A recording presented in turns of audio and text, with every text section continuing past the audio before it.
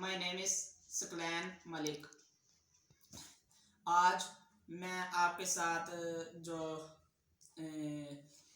Topic discuss करने वाला हूँ वो है मिडल इंग्लिश और Anglo Norman period 1100 to 1500।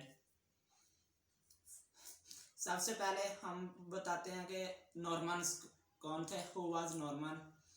The Norman who were located in Normandy, France defeated Anglo-Saxon king at Battle of Hastings 1066 and conquered England। के जो Norman थे ये नॉर्मंडे से लोकेट करते थे। नॉर्मंडे जो है ये फ्रांस के एक सिटी है। Defeated Anglo Saxon king, Anglo Saxon king जो था उसको डिफीट किया एट बैटल ऑफ हेस्टिंग 1066 में, हेस्टिंग की बैटल में, एंड कॉन्क्वर्ड इंग्लैंड, और इंग्लैंड पे कब्जा आप कह लें। Harold last king of Anglo Saxon was defeated by Duke of Normandy. के जो हैरोल्ड था उसने, वो लास्ट किंग था एंग्लो सैक्सन का, उसने डिफीट किया एल्यूक को नॉर्मंडे का जो एक आप कह सकते हैं इलाका था। And then became the master of England, और वो इंग्लैंड का मास्टर बन गया। In this period the civilisation of whole nation was changed. इस पीरियड में जो होल नेशन, जो नेशन थी, सिविलाइजेशन ऑफ होल नेशन थे, वो चेंज हो गई and strongly affected literature as well, और लिटरेचर के ऊपर स्ट्रांगली तौर पे इफेक्ट हुआ। Norman first brought the practical ideas. ठीक है, नॉर्मन जो थे उनका जो वो फर्स्टली पहले तौर पे के ideas of Roman civilisation practical, उन्होंने प्रैक्टिकल किया रोमन सिविलाइजेशन के आइडियाज पर। When home to England people when critical point, जो उनके इंग्लैंड के लोग थे वो क्रिटिकल पॉइंट पे थे। England literature had already to decay, जो इंग्लैंड लिटरेचर था वो ऑलरेडी डिके हो चुका था, डिकेड हो चुका था। They forced upon England England जो था उसको फोर्स किया। ठीक है, the national idea that is strong civilise, जो उनका नेशनल आइडिया था उसको स्ट्रांगली सिविलाइज किया। उसके बाद government to replace the authority of Anglo Saxon chief over his tribes man, के गवर्नमेंट जो थी रिप्लेस किया अथॉरिटी को एंग्लो सैक्सन चीफ ने ट्राइब्स ऑफ आर्मी के ट्राइब्स को। World history shows without the great normality the great literature is impossible, जो उनका ग्रेट लिटरेचर था उसको इम्पॉसिबल किया। Anglo Norman brought to England for wealth of new language, Anglo Norman जो था, Norman जो थे वो इंग्लैंड आए नई लैंग्वेज के लिए, लिटरेचर और लिटरेचर की। आफ्टर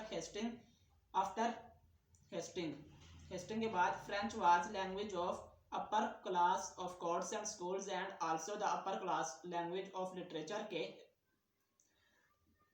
जो फ्रेंच थी वो अपर क्लास थी अदालतों में, स्कूल में, और अपर क्लास जुबान हो चुकी थी लिटरेचर के लिहाज से।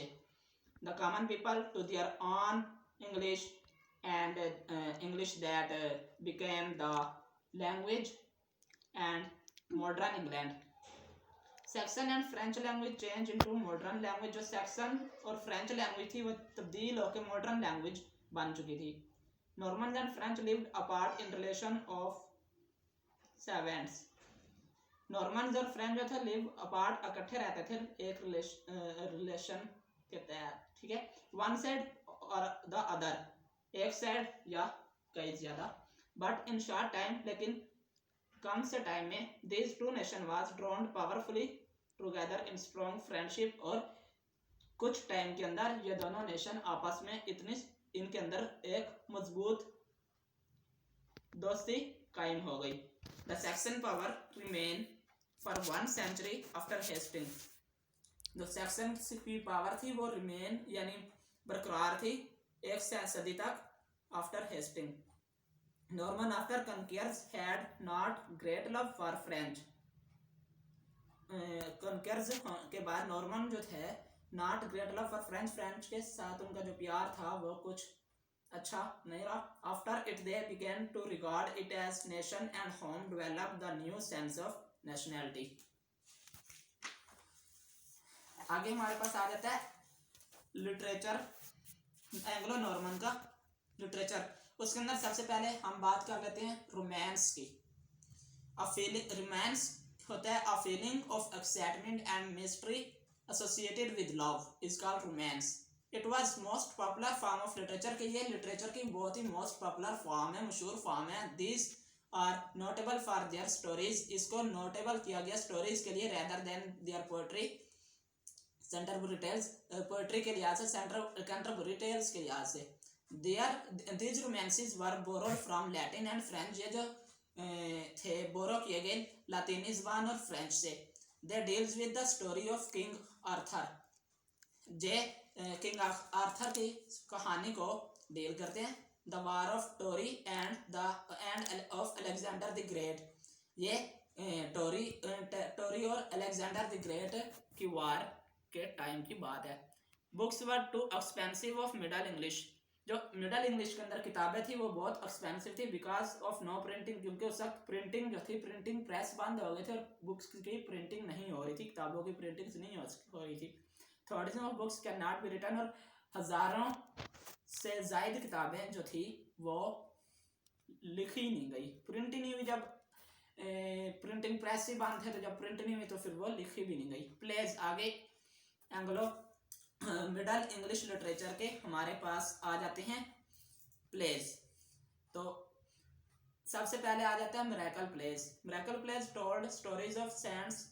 ये हमें सबक देते हैं. ये प्लेज जो हैं ये बताते हैं ये स्टोरीज ऑफ सेंट्स के सेंट्स की कहानियों पे लिव्स समटाइम्स ट्रू और समटाइम्स फिक्शनल. कभी ये फिक्शनल यानी वो होता है कि हम जो अपने माइंड के अंदर एक बात सोचते हैं जो हमारा उसके दरमियान स्केच बनता है वो एक फिक्शनल और समटाइम ट्रू. कभी कभी ये सच्ची कहानी होती थी, कभी कभी ख्यालात होते थे.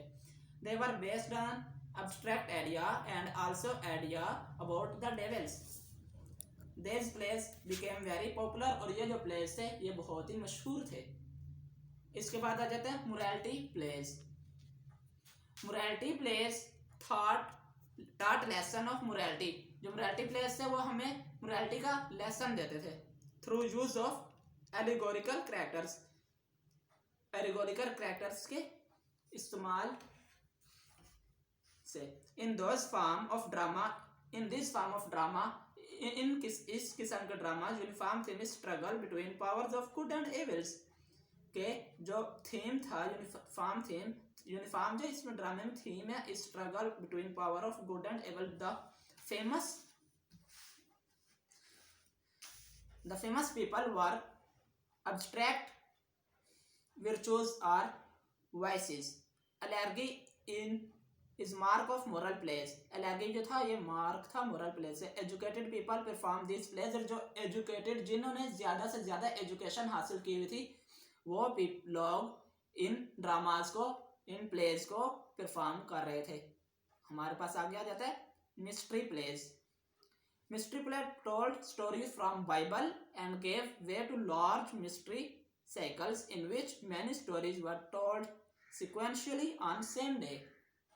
के मिस्ट्री प्ले जो थे ये हमें इनसे हमें जो सबक मिलता है वो स्टोरी ऑफ फ्रॉम बाइबल के अंदर से कहानियाँ and gave way to large mystery cycle. और मिस्ट्री साइकिल बड़े तौर पे mystery cycle in which many stories were told sequentially on the same day. और एक ही दिन के अंदर सिक्वेंशली तौर पे काफ़ी स्टोरियाँ जो थी वो हमें उस वक्त बताई जाती थी. उस वक्त के लोगों को बताई जाती थी, हमें नहीं, उस वक्त के लोगों को बताई जाती थी. आगे fable, a traditional short story that teach a moral lesson specially on animals as characters.